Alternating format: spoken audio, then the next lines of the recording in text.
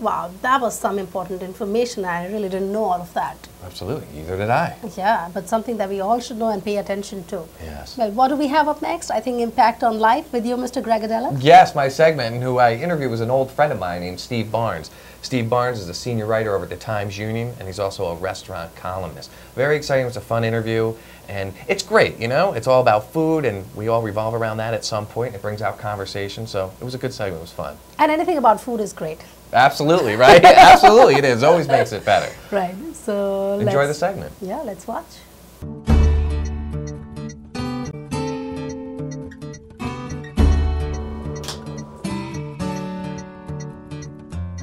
Hey, welcome back to another segment of Impact on Life. I'm your host, Greg Aidala, and with me today is the Times-Union-owned Steve Barnes, who is a senior writer and restaurant columnist. Welcome, Steve Barnes. Thank you so much for coming in. I appreciate it. So a little back history on us is we met back in '03, back in a gin mill back in Albany, and we just it'd be 2003, not 1923. Yeah. Gin mill. Yeah, 2003, and right. Yeah, the gin mill, and then we talked a fortnight later. Now you've gone back to 1823. Yeah. But no, and you've been a great supporter of mine, and I just think it's great that you came in here to do the show, and we're gonna have some fun talking about what you do with.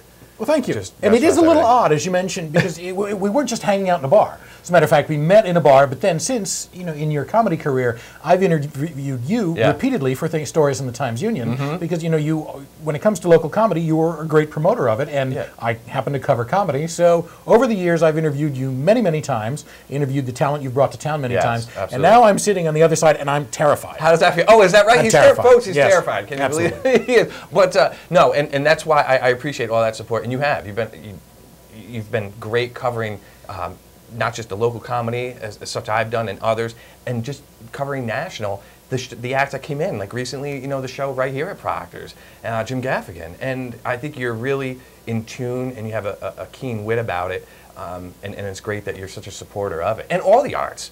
Well, it's what I've done for 20 years. People mostly know me now for my restaurant coverage because my blog, Table Hopping, gets significant traffic, upward of 400,000 visitors a month. So people think, oh, he's the food guy. Yeah. So if I review a show, whether it's theater or a concert or a comedy show, and I don't like it, they write in and say, what would the food guy know about comedy? Well, I've done comedy and theater and music way longer than I've done food. Oh, absolutely. No, true, very true. And you can talk about the food that's thrown at the performers, too. Hey, I know what type of food I only did that at you a couple of times, and the fruit was very soft. The fruit's fine as long as there's no bottles. I never No. But let's talk more about that because of your interest, at the Times-Union, timesunion.com/table hopping is Steve's blog. And you can, you see him out and about town and write in to you about his passion for food. And that really starts, at least correct me if I'm wrong, but that's with your father. Correct, right here in Schenectady, about 4 blocks from Proctor's. My father had a restaurant at the bottom, as he used to say, the slogan was, at the bottom of State Street at the top for fine dining. It was right across the street from Schenectady Community College. It was called the Oxbow Inn. It was open from 1975 to 1986.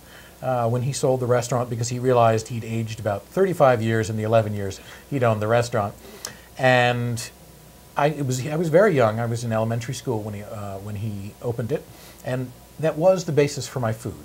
It was a classic American sort of steak and seafood, and it was a long time before I came back to food on a professional basis. But that really did lay the groundwork for what I believe about food and about restaurant service. And that, while I love the arts and I will never change in my unwavering support of the arts, I have found that people engage in the arts, in the lively arts, as they used to say, maybe a couple of times a month if they're enthusiastic, but they eat every single day, multiple times a day. Yeah. So when it comes to things people want to talk about a lot, food has proven to be extremely generous to me in the amount of the size of the audience. Sure, and then because of that, like the communication factor, that is like the heart of the home is a kitchen. Yes. So everyone gets together and you talk about food, and it is important. And being, I grew up Italian, and and forgive me for, we have a really small budget here. Oh, so okay. do you want some goldfish or a juice box? Well, I mean, is that all right? I mean, that's no, all we really that's got. not very Italian. It's not Italian, but there is no budget. And all right. well, we can have that after, but I just wanted to offer it because, all right, thank you. If you do want it, I can bust open a straw and give you a juice box. Or Sure, we can settle in for a chat.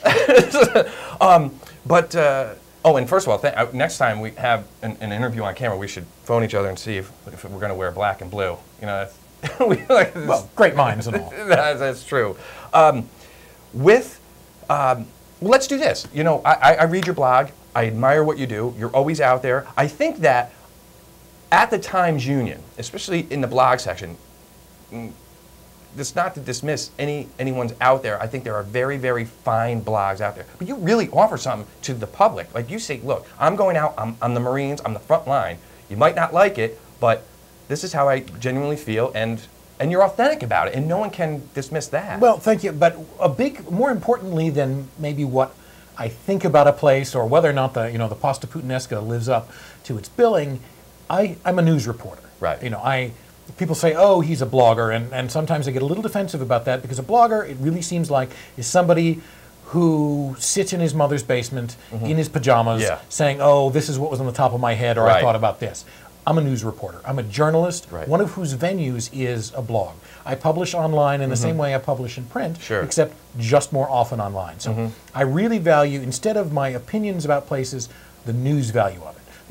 Who's open, who's closed, special wine dinners, movements of chefs, things that are likely to affect the restaurant business. And I've also, because food is part of what I do, I've taken on talking about grocery stores. So I write about grocery stores. I was a big part of the discussions that were going on with Trader Joe's and whether or not it would come to the area, because that and being informative in news is what keeps people coming back to a blog. It's why they come back to a news website. It's because they know they can get the information they need, rather than just off the top of Steve's head about what he likes for a hamburger today. It's about who's open and who's closed, where you can get the news, and that's what I really believe the value of table hopping is the news that it provides about area food and restaurants and fine dining and even casual. Sit in a park with a sandwich. Where's a good place to get it? Absolutely, sure. Now, let me ask you a question, because you were talking about restaurants and reporting honestly and what you think that you expect. At 37, I work hard to spend my money and go out,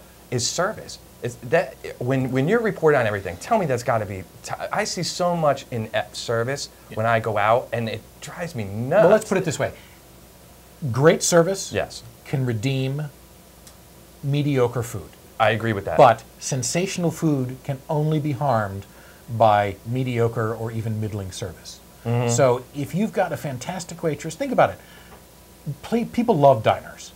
Diner food, best food you can get? Generally, probably not. Made with the best ingredients? Generally, probably not. But if you've got a perfect waitress who keeps your water glass full and keeps your coffee cup full, knows what you want when you come in, because on Thursdays you have the meatloaf, and she tells you a joke or she asks about your kids, you don't really care that this isn't the best food you've got. You got a good value that was delivered to you when it was hot, when it was supposed to be hot, or cold when it was supposed to be cold. The empty dishes were taken away in a timely manner, and so therefore you're going to exchange that service for some money. And you believe, on top of that, it's a diner. You leave 15%. No, it's a diner. You leave 25% because you love the waitress. That's absolutely true. No, I agree. I do that. Sometimes I leave 30. Not thinking.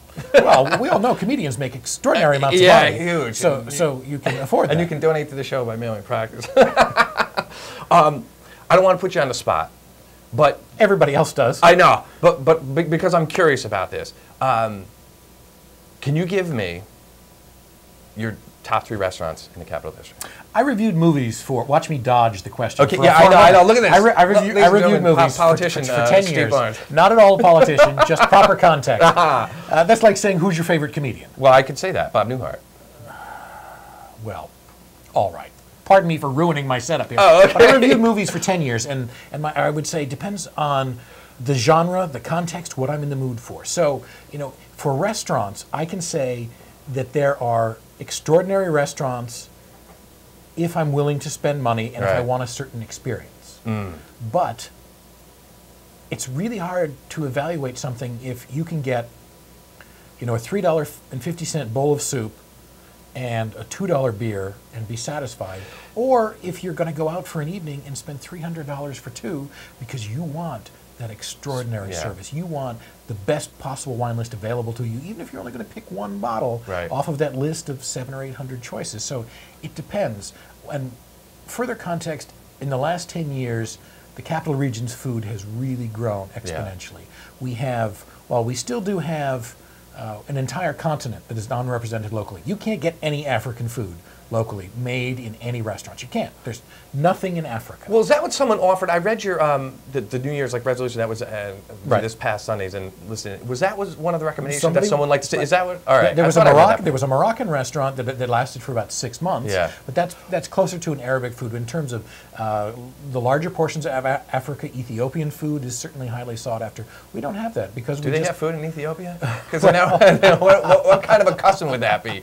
Here's a bowl of air. I mean, we got to help those people. Yes. So if we're going to echo Sam Kinison, we can say move to where the food is. Yeah. All right, back on track. There are some extraordinary restaurants. Angelo Mazzone is one of the area's top restaurateurs. Yeah. He knows how to run restaurants. He knows how to hire good people and great chefs. His Angelo's 677 Prime is at the top in food and service. Yono's in Albany is extraordinary when it comes to service, spectacular wine list. The two most exciting places to eat in Albany that I can think of now are the Wine Bar and Bistro on Lark Street and the new Capital City Gastro Pub on New Scotland Avenue. And both of those, it's the same chef and the same owner, Kevin Everleth and Jason Baker. They own both of them.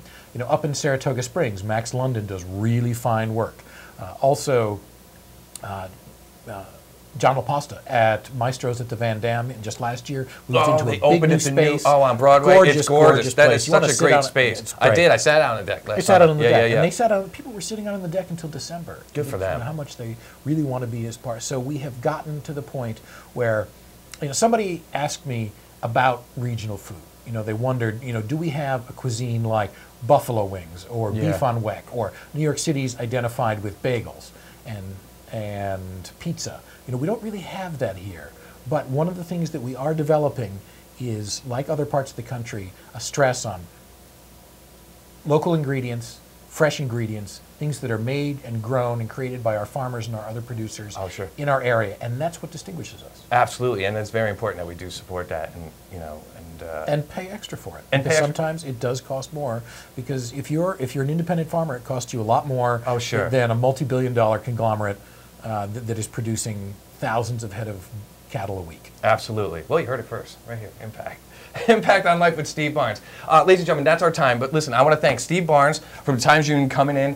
You can learn more about what Steve's up to and his take on local restaurants. I know he's foul, and he'll give you the details and upcoming events that occur all over the Capital District by visiting the timesunion.com/table hopping. So again, for Impact on Life, I'm your host, Greg Aidala. We'll see you next time. Oh, that was fun. And anything about food, as I said, is always good. What's your favorite cuisine, Greg? I am biased toward Italian. How about yourself? Oh, well, I love pizza. The idea of the crust, the base, and the cheese, and anything in between works. I just love that idea. It makes you happy? Yeah. What more could you ask for? I know. The pounds is what I don't like too much. The pounds. Yeah. Well, it's unfortunately the wrap of our show, but we will be seeing you next week. Yes, absolutely. And to reach out, you know, feel free to contact us and email us at impact@proctors.org or find us on Facebook at Impact Show. And before we leave, I just, you know, on behalf of the entire staff here, we want to say goodbye to Richa, who is heading back to her homeland of India. Thank you. And she was a real catalyst to get this show together and to bring it to you folks here. So thank you so much from everyone. I'll speak for everyone. Thank you so much for putting this show together. Greg. Yes, Thank and best you. of luck with your future endeavors. Thank you. It's been such a pleasure working with everybody here. And we'll be back with another great show next week of Impact. So stay tuned. Yes.